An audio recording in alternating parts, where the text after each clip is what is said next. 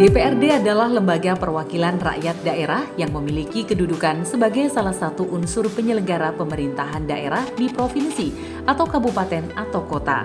DPRD disebut dalam Undang-Undang Dasar 1945 Pasal 18 Ayat 3 yang berbunyi pemerintahan daerah provinsi, daerah kabupaten dan kota memiliki Dewan Perwakilan Rakyat Daerah yang anggota-anggotanya dipilih melalui pemilihan umum.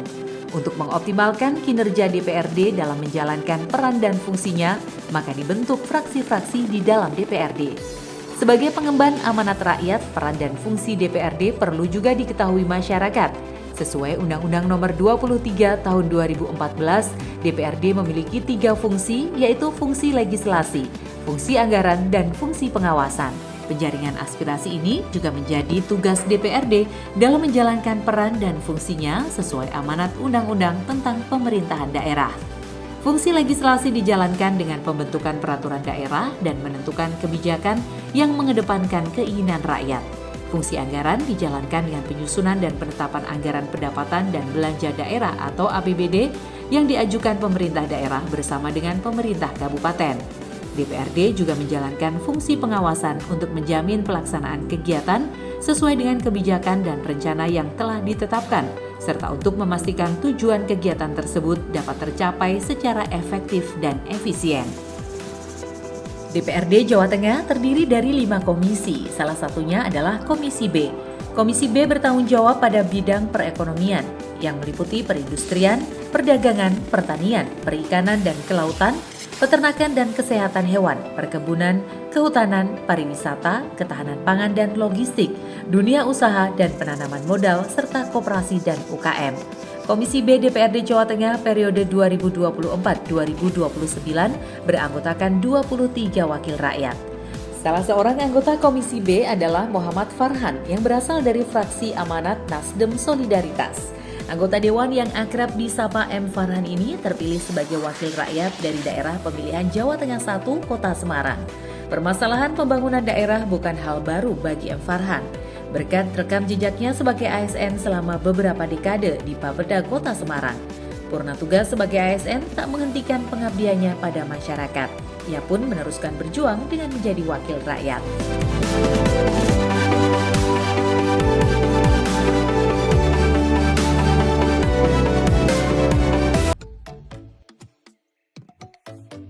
Halo pemirsa, Assalamualaikum warahmatullahi wabarakatuh. Jumpa lagi kita dalam program Tokoh Kita bersama saya Septiulandari. Dan siapakah tokoh kita hari ini yang akan berbincang ya, tentu saja berbagi pengalamannya dan juga insight-insightnya selama ia menjalani dunia perpolitikan ini.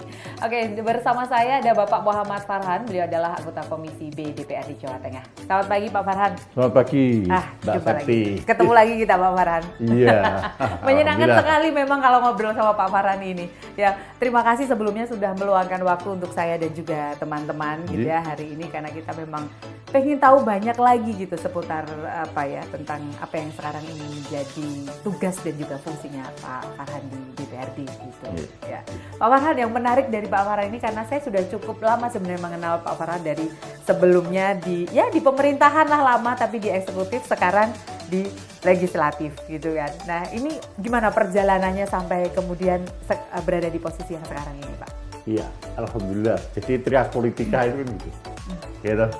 Eksekutif, legislatif, yang nggak mungkin yudikatif. Iya, nggak mungkin yudikatif ya. Jadi masih eksekutif mau ke legislatif masih sangat teorinya Montesquieu itu kan saya jalani aja gitu loh. Jadi gini Mbak, saya ini dulunya aktivis. Saya orang pergerakan, kemudian menjadi birokrat. Jam terbang saya di perencanaan, di Bapeda. Ya, sempat keluar Bapeda hanya dalam rangka melaksanakan program, yaitu di normalisasi banjir kanal daerah. Nah, ketika saya purna, ada pesan dari anak-anak saya yang tahu persis jam terbangnya ayahnya. Pak, papa ini yang barep ini, Pak dia. Pak, papa ini kan kebetulan mantan birokrat. Dulu aktivis, ilmunya banyak, gitu. kemudian terutama ilmu berkaitan dengan masalah perkotaan. Kemudian anak saya ini begini Pak, kalau sudah purna begini, Bapak jangan menikmati pensiun. Nggak boleh menikmati pensiun ya? Iya, ilmunya masih berguna. Nah, terkait itu terus gimana Kak? Ya cobalah Bapak cari aktivitas. Ya Tuhan mengatur semuanya ini. Kemudian ada penawaran, dalam tanda kutip ini. Ya. Ketika saya waktu itu membantu almarhum Pak Cahyokumolo di Jakarta. Oh, oke. Ya. Penawarannya adalah aktif di partai politik. Oke. Setelah pensiun itu ya? Betul, kan kalau Pak PSN nggak bisa gitu ya di partai itu politik. yang Bapak Mas Septi, Mbak Septi harus tahu gitu loh. Sehingga waktu itu anak saya ini sudah ancang-ancang, impiannya begini, Pak, ilmunya itu ditularkan untuk anak-anak muda, untuk generasi muda. Pas lah, artinya saya ada penawaran di Partai Solidaritas Indonesia yang notabene partainya anak muda. Nah, itulah sebuah perjalanan. Kemudian kok delalah ya. Ya itu semesta ya. Iya, saya Kadang-kadang gitu. untuk bisa menurunkan ini kepada anak muda. Katanya partai milenial. Dan PSI ini bukan kampanye loh Mbak. Ya, Septi. ya. Gitu. Saya paham Pak. Gitu. DNA-nya sesuai dengan DNA saya, sesuai nurani saya. Yang pertama adalah keberagaman, anti intoleransi. Ini yang ditanamkan orang tua saya sejak ketika saya masih kecil. Kemudian satu, anti korupsi. Ini yang harus dibenahi di Republik ini. Jadi DNA ini yang menyemangati saya terjun ke dunia politik. Oke. Ini sebelum sampai masuk ke kemudian bergabung di partai politik gitu ya Pak Farhan. Pak Farhan kan berarti jadi birokrat ini berapa tahun nih totalnya Pak? Lebih dari 30 tahun. Lebih dari 30 tahun ya kan? Berarti sudah sangat kalau ini tuh sedalam-dalamnya tuh udah Betul sangat paham sekali. bagaimana kinerja untuk bekerja di eksekutif itu seperti apa gitu. Betul. Nah kemudian pensiun itu langsung setelah 30 tahun langsung benar-benar gabung gitu atau ada jeda waktu untuk ya Ada jeda waktu. sambil meraba-raba mau gitu. Ada jeda waktu. Namun semangatnya tadi ilmu itu jangan jangan berhenti di situ. Oke. Kalau ilmu itu berhenti di situ ya sayanglah. Nyun sewu, Allah memberikan rahmat kepada saya, panjang saya menjadi birokrat. Ilmu harus saya tularkan, baik dari sisi pengalaman sebagai aktivis, kemudian pengalaman sebagai birokrat. Nah, dua-duanya ini harus jalan. Nah, ada jeda waktunya saya menjadi beberapa pekerjaan konsultan perkotaan. Kemudian satu sisi juga terkait dengan masalah sebagai aktivis tadi. Nah, yang sebagai aktivis ini yang kebetulan pas. Oke, itu masih jiwa aktivis ini masih ada. menggebu-gebu ya Pak Farhan ya. Jadi Masih dulu terketang. aktivis maksudnya memang pergerakan atau aktivis di mana sih Pak Farhan ini sebelum kemudian mungkin terjun ke ASN atau saya sempat di beberapa organisasi kemahasiswaan. Sejak mahasiswa memang sudah. Iya. Kemudian terakhir saya di Komite Nasional Pemuda Indonesia KNPI bersama almarhum Mas Cahyokumolo. Dan memang jam terbang saya sebagai tanpa bermaksud mengklaim gitu sebagai konseptor gitu. Sehingga begitu saya masuk pegawai negeri, pas lagi Tuhan semesta katanya Mbak Septi. Saya masuk di Bapeda. Pas banget ya Bapeda di perencanaan gitu. Perencanaan yang notabene adalah think tank atau konsep berkaitan masalah-masalah pembangunan. Sehingga ya itulah jam terbang yang saya nikmati, ternyata passionnya sesuai dengan DNA. Nah, berarti setelah pensiun itu 30 tahun jadi ASN, kemudian ya Kalau pensiun banyak ilmunya tuh kan Betul. itu tadi banyak Iya. aja ya, tetap Iya. mau pensiun tetap nggak pensiun ya Pak ya. Kan tadi jadi konsultan perencanaan segala Iya, macam. betul. Nah kemudian karena memang DNA-nya DNA aktivis ya masih ada kegiatan aja yang harus Iya. dilakukan. Nah akhirnya bergabung di Parpol. Yang pertama kali bergabung langsung ke Partai Solidaritas PSI Indonesia. ini ya Iya, pertama kali. iya. PSI seperti yang bilang Pak Farhan sampaikan kan ini apa ya partainya anak muda gitu Betul. ya. Ya. Mohon maaf gitu, Pak Farhan kan sudah pensiun gitu Iya. ya. Nah kemudian masuk ke partai yang anak muda ini gitu. Mereka menerima bahkan melihat sosok Pak Farhan itu gimana menurut Anda? Bagi teman-teman kader PSI, kehadiran sosok saya justru ada nilai plusnya. Karena ada senior, Oke. ada guru. Begitu. Oke, jadi posisinya justru mereka memang butuh pengalaman dari yang senior gitu. Betul sekali. Dari sisi saya, ya tadi saya sampaikan, ketika Purna baik sebagai pegawai negeri, mungkin jam terbang sebagai aktivis, ada manfaatnya. Ilmu ini harus saya tularkan kepada anak-anak muda. Jadi semua tuh kembali lagi, istilahnya Mbak Septi, semesta yang mengatur. Iya. Kan gitu. Cita-citanya apa ya? Semua kayaknya mengarah ke sana gitu ya. Betul sekali. Sehingga ya ada jeda waktu, kemudian sekarang saya waktu itu menjadi ketua DPW PSI Jawa Tengah. Kemudian saya sadar bahwa rambut ini kan berubah. Mosok wong tua dari ketua PSI. Akhirnya muncul sebagai ketua Dewan Pembina. Oke. Ya, ini sesuatu kan alamiah aja. Namun nasib juga bercerita lain. Ada namanya pemilu. Ya, nah itu Kontestasi itu. kemudian ikut kontestasi di legislatif. Betul Ini sekali, apa yang Mbak Septi. mendorong Pak Farhan untuk kemudian ikut dan akhirnya sekarang berada di sini gitu ya. Nanti kita lanjutkan lagi obrolannya, kita harus jeda terlebih dahulu Pak Farhan. Baik pemirsa, kita akan kembali sesaat lagi setelah jeda pariwara berikut ini. Ya, masih bersama tokoh kita Bapak Muhammad Farhan, anggota Komisi B DPRD Jawa Tengah. Kita lanjutkan lagi nih Pak. Tadi sudah Iya, cerita Mas Edi. panjang lebar ya dari awal mula sebagai seorang birokrat kemudian sekarang ini menjadi legislator gitu. Iya. Nah, dan tadi ceritanya banyak sekali gitu sampai kemudian ikut kontestasi di pemilu legislatif. Nah, apa dulu Pak yang kemudian mendorong Pak Farhan untuk ikut itu? Apa karena sudah jadi ketua partai ya mau nggak mau harus terjun atau seperti apa? Itu bisa menjadi alasan. Artinya memang logikanya jadi ketua partai kan hanya pilihan. Mau jadi dewan atau kalau partainya itu punya posisi ya di posisi posisi politik lah. Iya. Misalnya dewan komisaris apa kalau Iya. gitu, ya.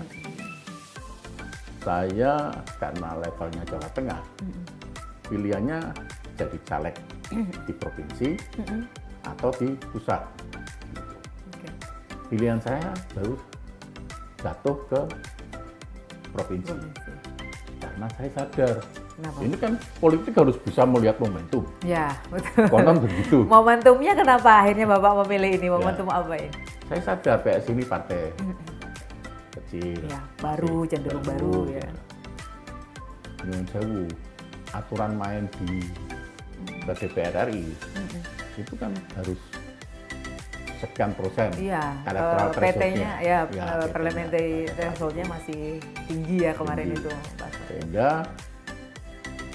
keputusan saya bahwa bukan berarti saya mengecilkan PSI. Kemungkinan peluangnya itu kecil ketika kita akan jadi legislator di pusat. Gitu. Orang perencanaan tuh hitung-hitungannya memang tepat. Hitung-hitungannya itu memang itu ya. Itu, oke. Orang plano. Orang kronologi, orang konsep itu memang ya hitung-hitungannya tuh suka tepat aja gitu. Jadi itu Mbak Septi. Sehingga sebagai ketua dan pembina kan ya kehormatan ketika di caleg itu saya nomor 1. Cuma sesuatu yang saya cukup bukan galau menjadi semangat saya adalah dapil saya dapil 1. karena Dapil. khususon ini dapil di kota Semarang Iya. dan konon para pakar politik mengatakan ini dapil neraka. 6 kursi. 6 kursi, gitu. Iya kan, 6 kursi aja. Orang top semua di situ. Orang betul, orang top-top semua loh Pak yang di dapil 1 Itu. ini. Banyak pengurus DPW yang mengingatkan pada saya, Pak Farhan, wis tenan gitu. Tapi Tuhan mau bertindak. Artinya Tuhan sudah mengatur. Semua hidup saya mengalir jadi sebagai perencana, terus ketua partai, gitu. Iya, iya. Yang semua itu ya istilahnya ada benang merahnya semua. Sehingga ini harus saya jalani, kompetisi ini harus saya jalani. Ini jauh, bukan berarti saya menistakan diri saya. Saya kan pensiunan, pensiunan ASN. Ya nyun sewu, duit dari mana? Kan gitu, uang Iya. dari mana? Karena kita Saya nggak melihat menutup iya, butuh uang yang cukup Betul. besar gitu untuk ini. saya sudah membaca bahwa demokrasi kita itu sudah liberal. Saya tidak menjabarkan liberal itu apa. Namun saya punya keyakinan bahwa kehidupan ini Tuhan yang mengatur. Yang saya dulu tidak punya rencana sebagai planolog, S2-nya planologi kan gitu. Itu kan perkembangan yang harus saya jalani. Dan keputusan Tuhan, usaha saya yaitu final gitu. Kemudian saya sadari itu. Mulailah kompetisi. Oke. Kompetisi dan cukup melelahkan Iya. dapil 1 ini. Saya waktu itu berpikir bahwa cukup saya mencari peluang di kursi ke-6. Iya. Melihat kapasitas PSI itu partai pendatang baru. Minimal kursi terakhir gitu ya. Betul Mbak Sekti. Tapi faktanya Faktanya. Sehingga dengan strategi sekali lagi, politik itu momentum dan strategi. Misalnya kita sadar di PSI itu kebetulan kandidatnya semua muda, yang tua saya. iya. Yang di Jateng ya, Di Jateng. 1 ya kemarin. Saya ya ini kalau saya sudah kompetisi ya kita harus melihatnya dari skop yang ada. Kita ditandingkan itu, Iya, betul. arena itu. Kemudian ini contoh lagi. Di PSI nggak ada yang pakai peci, Mbak. Saya pakai peci, gitu. Loh, itu strategi. Dan beberapa strategi yang saya tidak pas kalau saya sampaikan dengan Mbak Sekti. Oh, namanya strategi. Iya. Ada yang rahasia, ada yang Ada tidak. ya, oke, ya. Suatu hal yang Mbak Septi harus tahu.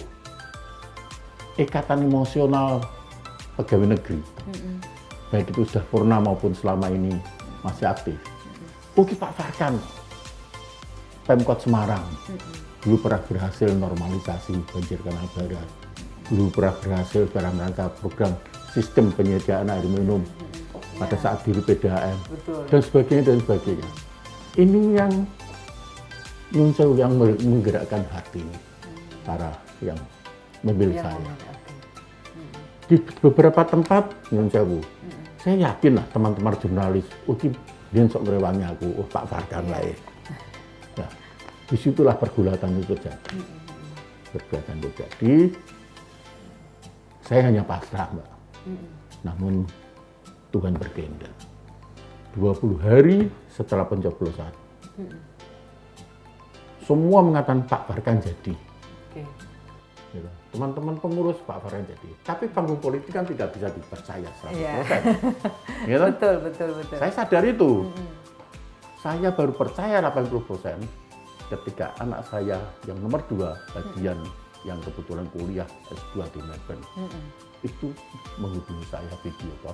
Setelah saya sholat tahajud, Pak, dengan terbata-bata, saya sempat terharu. Pak, Bapak, Papa kelihatannya menang dan dapat kursi.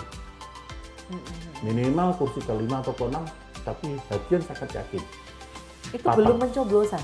Setelah Setelah pencoblosan, tapi belum, masih penghitungan masih perhitungan yang belum. karena kan mengikuti di KPU. Iya betul.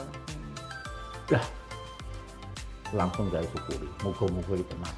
Wong ngomongannya anak, tunggalnya anak. Iya. Iya toh? terus terang saja. Hari keberapa setelah KPU memberitahu, ada teman KPU memberitahu, Pak Farhan dapat kursi kelima. Kursi kelima bahkan ya. Iya. Yang tadinya targetnya kursi ke-6 Kursi aja ke-6, gitu. gitu. Jadi kira-kira seperti itu. Akhirnya alhamdulillah Mbak, Iya. Farhan yang dulu birokrat itu, sekarang ada di Gedung Berlian. Oke, Dan langsung di dipercaya. DPRD Provinsi Jawa Tengah. Iya. Dari Itu Kota perjalanan. Semarang, ya. Iya. Dari birokrat di Kota Semarang, Iya. sekarang jadi anggota Iya. Dewan Mewakili Rakyat Semarang Di juga Kota Semarang. gitu. Dan kembali lagi Tuhan berkehendak. Setelah masuk, dilantik dan sebagainya. Cita-cita saya di Komisi D. Karena jam terbang saya sebagai planolog di Betul. infrastruktur dan tata ruang. Tuhan berkehendak lain lagi. Saya masuk di Komisi B. B yang jauh dari itu ya. Jauh dari itu. Namun saya sadar, ternyata pemerintahan Prabowo bestinya di Komisi B. Bidang pertanian, ketahanan pangan, pariwisata dan sebagainya. Jadi saya sadar bahwa Allah sudah kalau berkehendak, jangan kamu nangkap. Kun fayakun, itu yang terjadi. Dan sekarang saya masuk di Komisi B. Oke. Ya. Itu Mbak Septi. Oke, meskipun tadi di awalnya pengennya di Komisi D ya, tapi Iya, ternyata betul. Dan tentu saja banyak yang bisa dilakukan atau yang harus dilakukan Betul di sekali Mbak Komisi Septi. B. Nah, Tantangan itu. betul. Nah, ini kan dari 30 tahun lebih jadi birokrat ini, kemudian sampai di anggota dewan sekarang ini, apa yang mungkin pengalaman apa yang sangat membantu kemudian Pak Farhan bisa ya akhirnya dipercaya gitu oleh Iya. masyarakat Semarang. Ya, saya percaya bahwa dunia birokrat itu, menurut saya, itu ilmu yang tidak bisa didapat di medan yang lain. Iya. Kamu kuliah apa, terus setelah menjadi birokrat, itu pengalaman ada di situ. Karena jam terbang yang lebih dari 30 tahun itu menjadi catatan kecil dalam kehidupan saya. Iya. Iya, betul.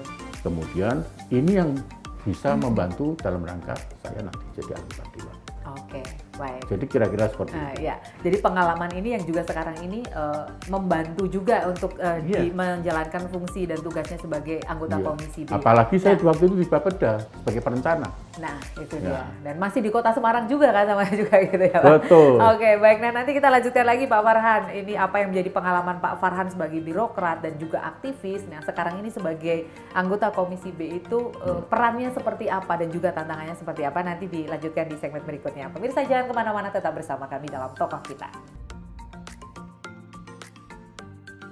Ya, terima kasih pemirsa masih bersama kami dalam Tokoh Kita, masih bersama dengan Bapak Muhammad Farhan ya, Pak Farhan anggota Komisi di DPRD Jawa Tengah. Pak Farhan tadi sudah dijelaskan gitu ya, bagaimana kemudian ikut kontestasi dan sekarang dipercaya oleh masyarakat Semarang khususnya Di gitu Komisi ya, yang B. memilih sebagai wakil rakyat dan duduk di Komisi B Iya. gitu. Berbekal pengalaman yang luar biasa 30 tahun di birokrat gitu, aktivis juga, sekarang di Komisi B.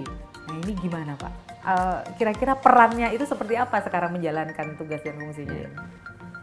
Jadi tadi saya sampaikan di Komisi B ini kan kurang pas dalam kaitan dengan bidang ini. Dengan cita-citanya yang kemarin sebenarnya Termasuk di bidang Komisi. ilmu. Oke. Namun saya sadar bahwa ketika saya di Bapeda, berpikirnya juga harus makro.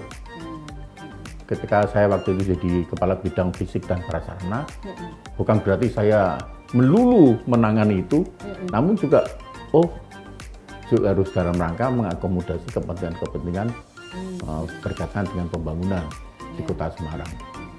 Jadi paling tidak bersinggungan ini, sehingga kalau dikatakan saya berkaitan dengan masalah bidang di Komisi B, paling tidak saya pernah bersinggungan dengan beberapa hal. Misalnya bagaimana pengaturan tata ruang terkait dengan kepentingan pertanian. misalnya. Ya. Terus bagaimana potensi pariwisata Betul. di Kota Semarang, perdagangan, industri. Jadi masalah perekonomian ini juga merupakan inspirasi sumber berkaitan dengan perencanaan kota. Dan paling tidak kan saya harus tahu ini. Jadi kira-kira seperti itu. Mbak Sakti. Oke, tapi ada tantangan nggak atau merasa ada kesulitan tertentu gitu ya ketika awal-awal ya menjalankan tugas sebagai anggota dewan? Kalau saya bicara secara rinci berkaitan dengan teknis, mungkin ada kesulitan. Tapi kalau kita bicara berkaitan dengan masalah secara global, tidak ada kesulitan sama sekali. Karena ternyata dari DPRD ini kan tidak ngomong teknis, ngomongnya kan hanya di kulitnya gitu loh. Bagaimana mensejahterakan petani, bagaimana menghidupkan potensi wisata. Nah ini yang saya merasa tidak ada kesulitan. Walaupun harus bikin banyak belajar tentang bidang tugas yang ada di Provinsi B. Iya. Gitu. Nah, kaitannya kan memang tugasnya DPRD sendiri kan ya fungsi anggaran, fungsi membuat perda gitu ya untuk fungsi legislasi. Fungsi legislasi terus itu pengawasan. gitu. Ya. Pengawasan. Iya. Nah, di antara fungsi-fungsi itu yang kemudian sekarang ini memang memang menjadi concern-nya Pak Farhan sendiri atau di Komisi B ini sendiri gitu. Iya. Karena kan dari tadi yang disampaikan gitu bahwa di Komisi B kan memang membidangi pertanian, pariwisata dan lain sebagainya. Di Jawa Tengah ini kan luas. Ketika Pak Farhan sudah di sini kan tidak hanya mewakili Kota Semarang saja gitu. Betul, kan, seperti itu. Nah, ini sekarang ini jadi concern sebenarnya seperti apa? Bagi kami ya kita harus melihat, saya harus melihat bahwa tadi saya sampaikan pemerintahan Pak Prabowo ini, Presiden Prabowo ini, concernnya kan dunia ini ke bidang ini. Nah paling tidak bidang ini yang menjadi perhatian, atensi saya pribadi dalam rangka mengembangkan tugas-tugas di DPRD. Contoh, ketahanan pangan. Ya. Bagaimana swasembada pangan. Nah, paling tidak ini menjadi titik tolak kami untuk bagaimana mempush pertanian di Jawa Tengah. Ada lagi yang agak nyerempet-nyerempet swasembada garam. Di mana Jawa Tengah ini punya potensi yang luar biasa sebetulnya. Sekarang sempat hilang. Nah, ini juga perhatian kami. Kemudian yang tak kalah penting, paling tidak dunia industri, kasus Ritek misalnya. Ya. Ketika saya saya melihat ada kasus namanya Ritek, yang Presiden mengatakan bahwa ini, pengadilan yang memutuskan bahwa Ritek pilot. Namun satu sisi, Presiden punya pemikiran yang sangat bijak. Ritek harus dipertahankan karena muaranya bagaimana buruh ini jangan sampai berhenti.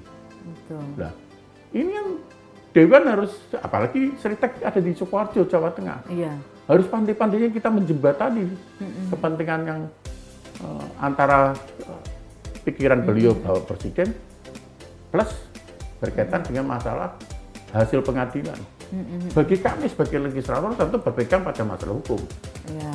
Nah, inilah pentingnya fungsi DPRD dalam rangka menjembatani. Satu sisi kita bicara mewakili rakyat, satu sisi kita bicara berkaitan dengan program yang ada di pemerintah. Oke. Jadi itu Mbak Septi. Nah, itu yang kadang-kadang nih ketika kita berbicara tentang aspirasi rakyat, aspirasi masyarakat, kemudian juga dengan kebijakan-kebijakan yang ada, ini kadang-kadang kan ada gap nih Pak Farhan, ada gap atau bahwa aspirasi masyarakat ini seperti kemarin nih Pak Farhan kan jalan-jalan ke masyarakat gitu ya. Aspirasi-aspirasi masyarakat ini kan kadang-kadang tidak bisa serta-merta dijawab lah ya gitu ya dengan kebijakan ada proses-prosesnya. Nah kadang-kadang masyarakat ini kan nggak tahu proses seperti itu Pak. Nah ini gimana sebagai wakil rakyat biasanya untuk melihatnya? Jadi begini Mbak Septi, politisi menurut hemat saya itu tidak harus kontroversial. Misalnya kalau rakyat bicara A, padahal kepentingan presiden, pemerintah itu B, tidak harus A itu kita mati-mati, enggak. Tapi politisi harus bisa menjadi jembatan antara pemerintah maupun kepentingan rakyat. Yang ini harus dipahami oleh semua pihak. Jadi saya tidak seberapa bahwa kalau kita seolah-olah vokal itu menyerang kebijakan pemerintah, itu tidak bisa. Kita ikut bagaimana menjembatani apa yang menjadi keinginan pemerintah. Kita harus bisa menjembatani apa yang menjadi kepentingan rakyat banyak. Iya. Kan gitu. Iya, karena kan kadang-kadang ada kebijakan apa, tapi kalau nggak ada kemauan politik juga nggak bisa. Contoh. Sekarang ini terakhir ini, saya keliling ke Jawa Tengah berkaitan dengan bagaimana persemaian petani tembakau. Oke. Satu sisi kebijakan pemerintah itu, ya maaf, tembakau itu dilarang loh. Artinya Dilarang rokok untuk- itu, rokok itu sekarang dilarang. Iya. Bahkan ada keputusan, rokok itu haram misalnya. Iya. Namun kita nggak bisa berpikir seperti itu juga. Karena tembakau masih punya potensi berkaitan dengan komoditas pertanian yang signifikan. Artinya daya jualnya tinggi. Nah, DPRD ini harus bisa mengatur ini. Oke. Iya. Bahkan beberapa petani kita anjurkan, panjenengan menanam tembakau. Artinya kita jangan berpikir bahwa tembakau ini terus mau dibuat rokok di Indonesia. Bisa saja ekspor kan? Iya. Lah, DPRD yang harus pinter-pinternya. Kemudian kepentingan Right. petani tembakau ini Terakomodir. jangan terakomodir, jangan sampai nyuwun sewu kemarin rata-rata daya jualnya juga harus tinggi, Iya. gitu. Iya. Piye caranya DPRD menyuarakan itu? Satu sisi pemerintah harus menyadari bahwa tembakau ini tetap harus sampai hari ini kan Iya. Indonesia belum menandatangani ratifikasi berkaitan dengan penanaman tembakau tembakau. di Asia. Karena kita sadar ini juga potensial Iya. dan Jawa Tengah harus mendorong itu. Iya, Menurut saya betul. loh. Karena potensi tembakau Jawa Tengah ini Tinggi loh di justru kan? itu Magelang, Temanggung, Temanggung. ya toh, Boyolali, Weleri. Nah, ini tidak bisa, ini komoditas. Ini termasuk program, saya akan bicara keras bahwa ini adalah program yang menguntungkan dalam rangka mengurangi kemiskinan, Betul. mengurangi pengangguran di Jawa Tengah. Ya. Ya tembakau ini diantaranya. Ya bukan berarti secara khusus tembakau tok itu enggak. Iya. Kita harus Banyak berpikir. karena memang Jawa Tengah juga Ini lahan contoh pertanian saja, Mbak, tinggi. contoh Ya, aja. salah satu sampelnya lah ya Sampelnya masalah itu. yang sekarang ini Betul. ada gitu yang Betul. harus dibahas gitu. Oke, Iya. nanti kita lanjutkan lagi Pak Farhan, kita masih punya satu segmen terakhir untuk Iya. kita ngobrol terkait dengan fungsi dan tugasnya sebagai anggota Dewan. Pemirsa jangan kemana-mana, tetap bersama kami. Ya, masih bersama kami dalam Tokoh Kita dan juga masih bersama dengan Bapak Farhan, anggota Komisi B DPRD Jawa Tengah. Pak Farhan, Iya. kita lanjutkan lagi obrolan kita. Tadi di Komisi B ini memang sekarang ini juga banyak lah ya yang jadi PR yang harus dikerjakan gitu ya terkait Iya. dengan pertanian, Iya. kemudian pariwisata dan lain sebagainya gitu ya. Nah, tapi dari Pak Farhan yang memang backgroundnya adalah seorang planolog gitu ya, dan berkecimpung di bidang itu gitu. Kalau melihat sekarang ini, ke depannya ini nanti dengan gubernur yang terpilih gitu ya, gubernur dan wakil gubernur terpilih, beliau ini punya banyak program-program prioritas gitu. Nah, menurut Pak Farhan sendiri harusnya akan seperti apa sinergi yang nanti bisa dilaksanakan gitu dengan khususnya di Komisi DPRD juga gitu. Jadi gini Mbak Septi, kami sudah pernah bicara berkaitan dengan masalah program-program apa yang harus kita lakukan 5 tahun ke depan. Sebetulnya dalam rangka membangun Jawa Tengah, itu kita sudah punya jejak rekam. Formatnya, formulanya itu sudah ada. Di mana Jawa Tengah pada saat gubernur-gubernur terdahulu, penghargaan para Samia, Purnakarya Nugra, bahkan penghargaan yang lain, Jawa Tengah itu selalu dapat. Tradisi ini dari tahun ke tahun, dari gubernur ke gubernur, Selalu dapat gitu, Selalu selalu ada. sehingga nyun sewu ke depan Pak Lutfi Dewan Tajasin ora perlu golek-golek program yang di luar ini gitu. Katakanlah di luar itu semangatnya adalah percepatan, inovasi. Kan formatnya iya. sudah ada. Oke. Seperti contohnya Pak nih format yang sudah ada yang kemudian ya udah dilanjutin aja atau seperti apa gitu. Jadi gini, untuk mengatasi kemiskinan, mau nggak mau, gitu, pengangguran ya, mau nggak mau mempush kembali lokal resort ekonomi yang ada di kabupaten kota yang ada di Jawa Tengah. Masing-masing daerah ini sudah ada spesifikasinya sendiri. gitu. Potensi berkaitan dengan industri itu masing-masing juga sudah ada. Katakanlah Jepara, itu kan dari zaman dulu sampai sekarang. Kartini itu sudah menulis bahwa Jepara itu kota ukir. Ini kan gitu. Udah mau cari apa lagi?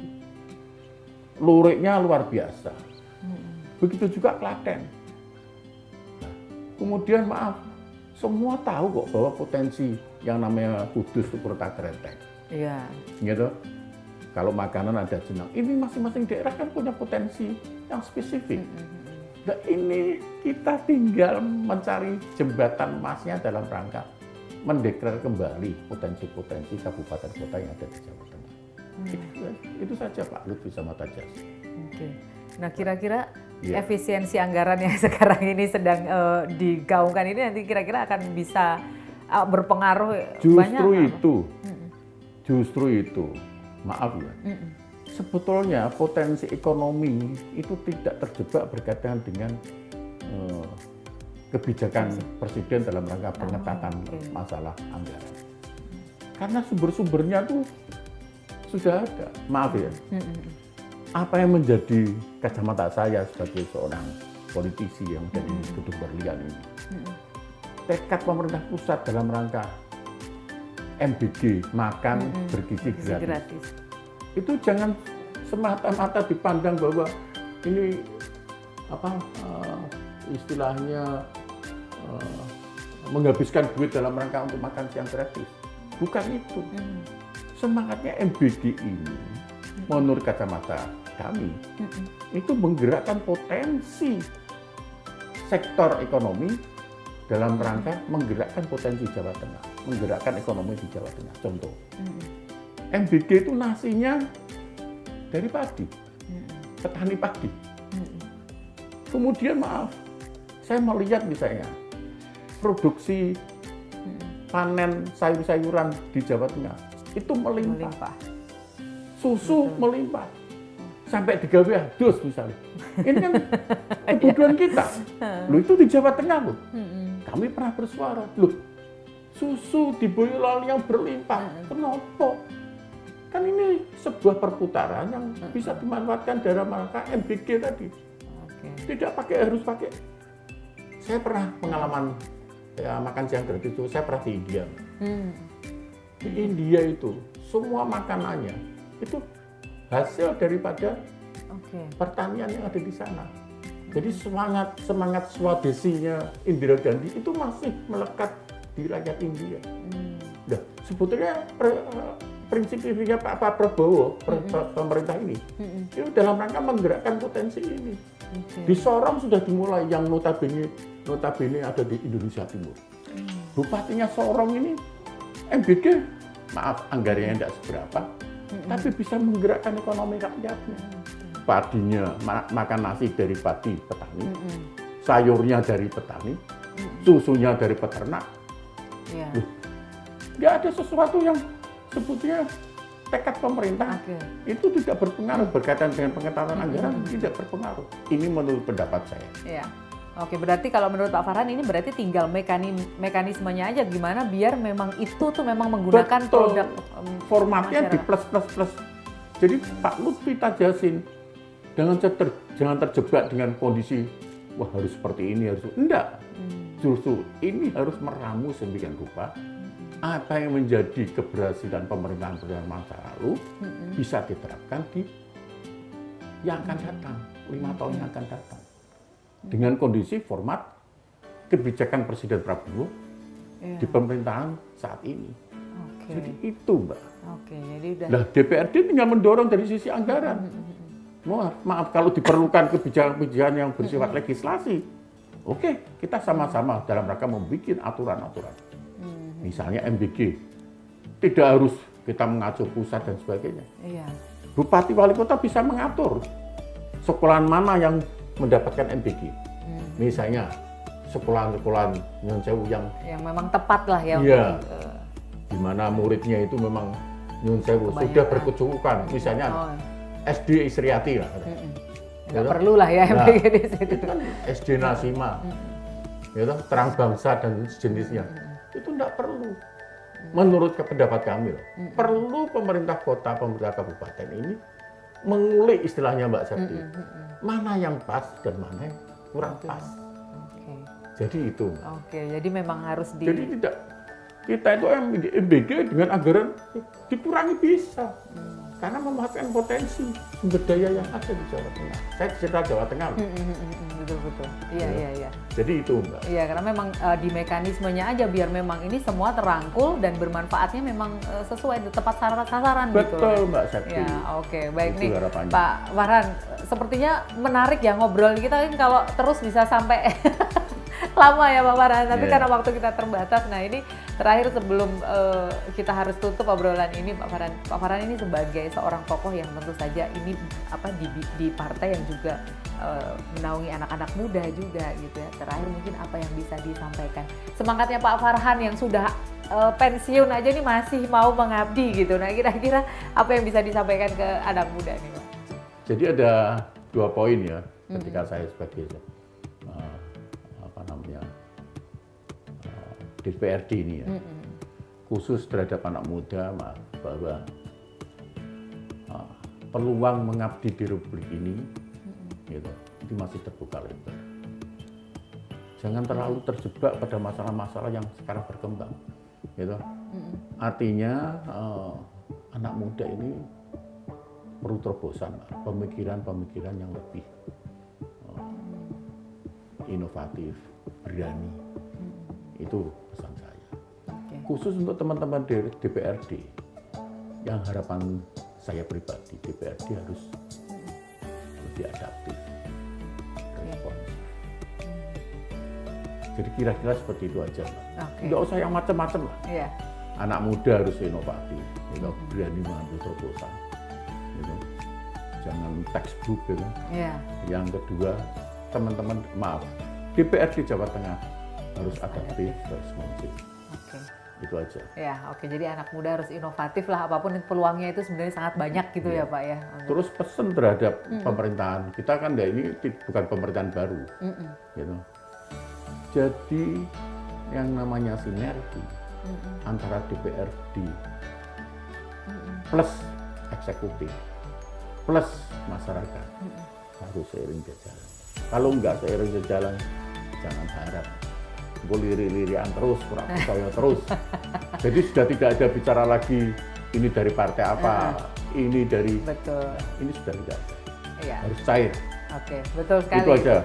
Jangan terkotak-kotak oleh Betul. partai ya Pak ya kalau sudah jadi Betul. anggota Dewan ya. Oke, baik. Pak Terima Septi. kasih Matur suwun, Pak Pak Farhan, Septi. luar Ji. biasa Matur suwun. insight-nya obrolan selama kurang lebih 1 jam ini ya. Mudah-mudahan bermanfaat untuk kita semua dan tentu saja pemirsa di rumah ya. Terima kasih Pak Farhan sekali Ji. lagi.